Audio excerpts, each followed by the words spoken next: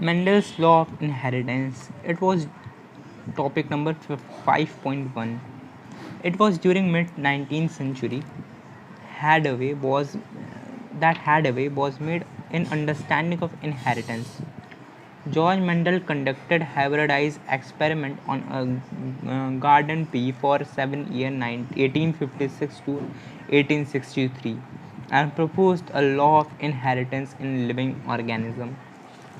ठीक है, जैसे कि 1800 सदी मतलब 19वीं सदी चल रही थी उस समय, मतलब 1850 का मिड 19वीं सदी चली थी, सन 1850 का समय चल रहा था। तो ऑन दैट टाइम, उस टाइम पे क्या हुआ कि जॉर्ज मंडल थे, उन्होंने एक एक्सपेरिमेंट किया गार्डन पी पे। 7 साल तक उन्होंने एक्सपेरिमेंट किया, फिर उसके इन्होंने एक लॉ प्रपोज किया, एक लॉ दिया जिसका नाम उन्होंने रखा law of inheritance in living organism. पूरा नाम law of inheritance in living organism, कुछ लोग कहते हैं लॉ ऑफ इनहेरिटेंस, बट इसका पूरा नाम law of inheritance in living organism है। ठीक है, उसके बाद क्या हुआ कि 7 साल 1856 से 1863 तक इन्होंने इस पे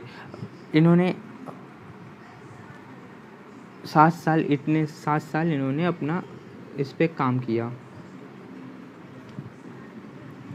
उसके बाद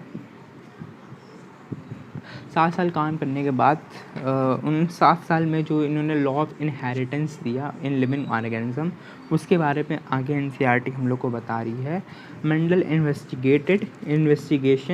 इन्वेस्टिगेशन इनटू इनहेरिटेंस पैटर्न।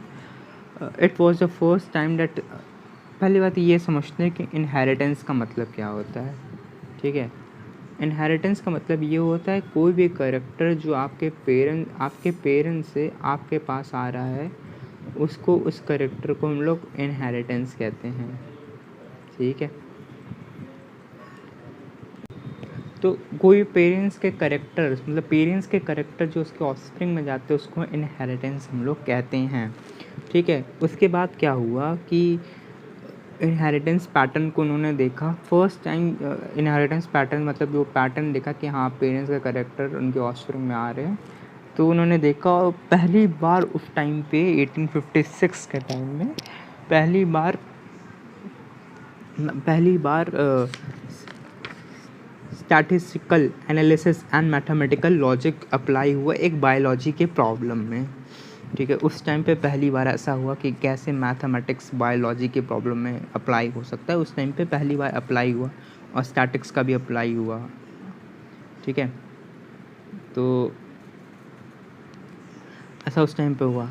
उस टाइम पे फिर क्या होता है आगे बताते हैं हम आपको।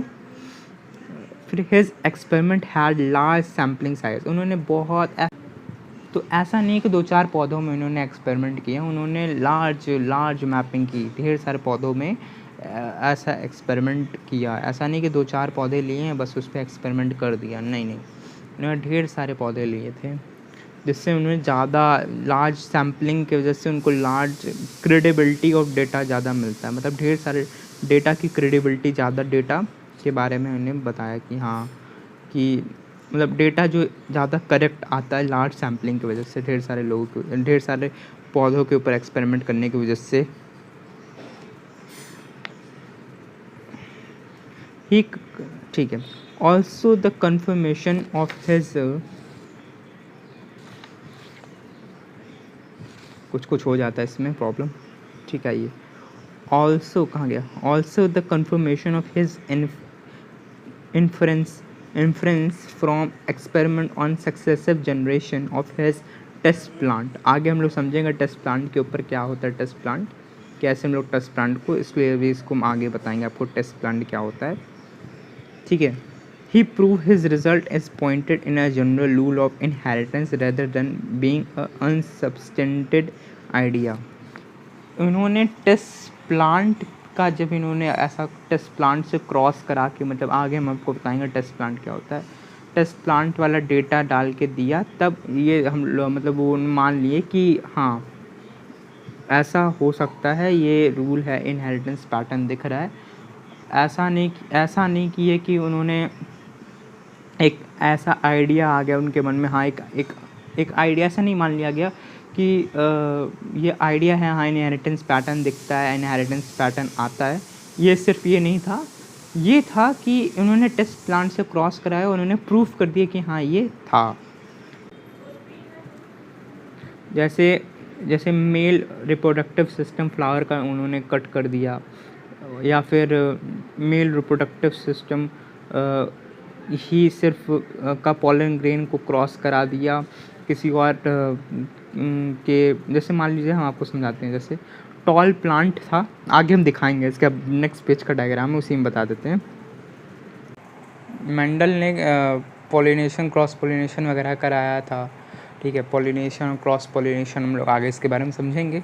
पॉलिनेशन तो 10th में आप लोगों ने पढ़ा ही होगा। क्रॉस पॉलिनेशन, पॉलिनेशन मतलब gametes and the male gametes and female gametes fuse करते हैं। पॉलिनेशन, क्रॉस पॉलिनेशन मतलब किसी और का मेल गैमेट किसी और का फीमेल गैमेट फ्यूज़ करे। तो उन्होंने ट्रू ब्लीडिंग प्लांट लिया था। ट्रू ब्लीडिंग प्लांट क्या इसका मतलब होता है, इसको भी समझते हैं। उन्होंने ट्रू ब्लीडिंग प्लांट्स लिया था, इसका मतलब क्या होता है चलिए समझते हैं। ट्रू ब्लीडिंग प्लांट्स का मतलब ये होता है कि जिसमें सारे कैरेक्टर, ऐसा नहीं हो कि जैसे उनके मम्मी पापा, जैसे टॉल एंड ड्रॉफ की बात करें, ठीक है, तो उनकी पूरी जनरेशन, पिछली जनरेशन को उन्होंने देखा कि हाँ इनकी पिछली जनरेशन से सारे लोग ट्रू हैं, मतलब सारे लोग टॉल हैं, कहीं पे भी ड्रॉफनेस नहीं है। और ड्रॉफ ने देखा कि इनके पिछले जनरेशन से सारे ड्रॉफ हैं, तो ये जो चाइल्ड है या जो ये प्लांट है वो भी एक ड्रॉप है, तो इन्होंने ट्रू मान के उनका क्रॉस कराया। उसके बाद उन्होंने अपना ये लॉ ऑफ इनहेरिटेंस बताया, ठीक है। अब क्या है कि अब आगे बढ़ते हैं। True breeding lines in one that having undergone continuous self pollination show a stable trait inheritance। इसका मतलब ये है कि अगर ट्रू ब्लीडिंग प्लांट है वो सेल्फ पॉलिनेशन इसका होता है, मतलब उसके ट्रेट जो उसी के पास रह गए, उसके अंदर से कहीं पे भी ड्रॉफनेस तो आएगी नहीं। अगर कोई टॉल प्लांट है, मैं समझाता हूँ, जैसे आप ये फिगर देख रहे हैं, टॉल प्लांट है, जैसे ये टॉल प्लांट है, इस ये अगर सेल्फ पॉलिनेट करता है, इसका मतलब इसके टॉल के कैरेक्टर इसी के पास रहेंगे, इसके अंदर कहीं से वेरिएशन नहीं आएगा। इसका मतलब इसके अंदर ड्रॉपनेस के कैरेक्टर कभी नहीं आएंगे, टॉल के टॉल हमेशा रहेगा। वैसे ही इसका मतलब इसके आगे आने वाली जनरेशन भी हमेशा टॉल ही रहेगी। वैसे ही ड्रॉफ प्लांट की अगर बात करें तो ड्रॉफ भी ऐसे ही ड्रॉफ हमेशा ही रहेगा। इसलिए उन्होंने टॉल प्लांट्स को ही यूज़ किया कि उसके बीच में कंपैरिजन कैसे इनहेरिटेंस कैरेक्टर आगे बढ़ता है उसके बारे में समझाने के लिए उन्होंने ट्रू ब्रीडिंग प्लांट्स को ही यूज़ किया, मतलब उसके आगे का कैरेक्टर्स बताने के लिए कैसे इनहेरिटेंस कैरेक्टर्स कैसे आ रहे हैं। जिसके बाद उन्होंने टॉल और ड्रॉफ के बीच में क्रॉस कराया था, उसके आगे हम लोग आगे पढ़ेंगे इसके बारे में। उसके बाद उन्होंने ये मेंडल ने 14 ट्रू ब्रीडिंग पीक प्लांट्स को लिया।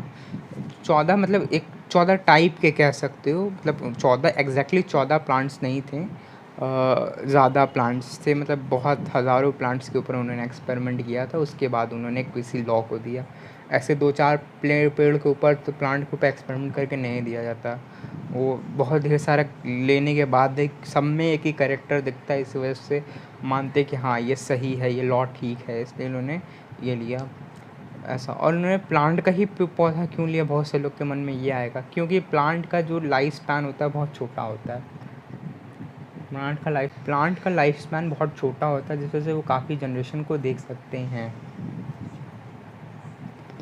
तो इसलिए उन्होंने 14 लिए। चलिए 14 टाइप्स के बारे में देखते हैं, कौन से 14 हैं वो। एक सेकंड, क्या आंसर आगे पहले देख लेते हैं, आगे पढ़ लेते हैं, उसका बताते हैं। अब pair which are similar except, ठीक है। अब जो भी पेयर प्लांट जैसे 14 सबका मतलब सारे कैरेक्टर्स में एक कैरेक्टर, मतलब जैसे 7 पेयर ऑफ प्लांट लिया, ठीक है, तो 7 कैरेक्टर्स को उन्होंने देखा था, बट एक पेयर ऑफ प्लांट में 6 कैरेक्टर सेम रहेंगे, एक कैरेक्टर डिफरेंट, तो इस हिसाब से वो हर एक कैरेक्टर पे उन्होंने स्टडी की। जैसे आगे बढ़ते हैं, क्या बोलते हैं इसमें,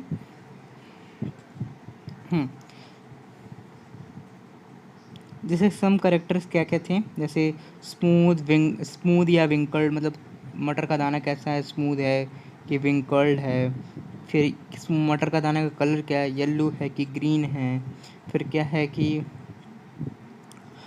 मटर के जो होता है, क्या कहते हैं, छिलका, वो येलो कलर का है कि ग्रीन कलर का, टॉल है, ड्रॉप है, सबके सारे के बारे में उन्होंने स्टडी की। तो ये 7 हैं, पहले हम देखते हैं।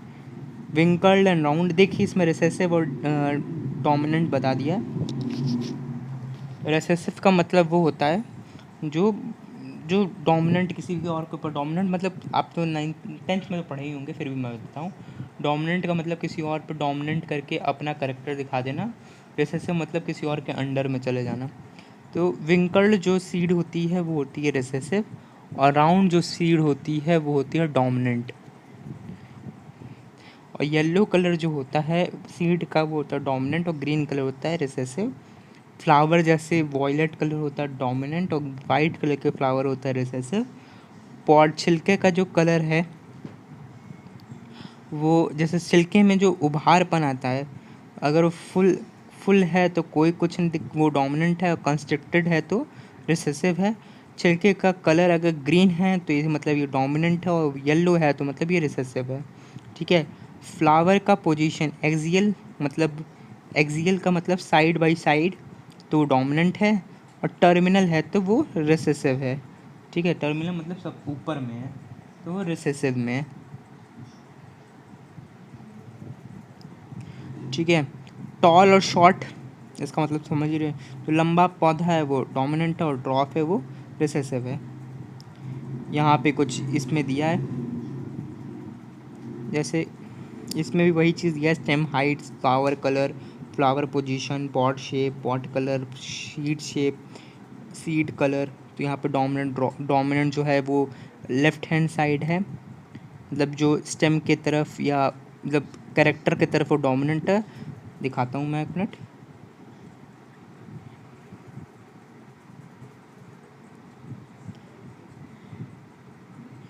ये डोमिनेंट है, ये रिसेसिव है, मतलब ये रो जो है ये रिसेसिव वाली रो है, और ये जो रो है वो डोमिनेंट वाली रो है।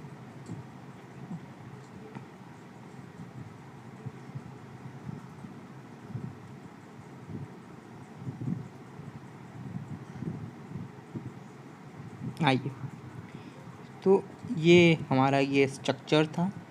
तो ये हमारा चार्ट था, इसके बारे में हम लोगों ने पढ़ाई कर ली कुछ कुछ। इसको हम लोग नेक्स्ट लेक्चर में पढ़ेंगे, 5.2 इनहेरिटेंस ऑफ वन कैरेक्टर।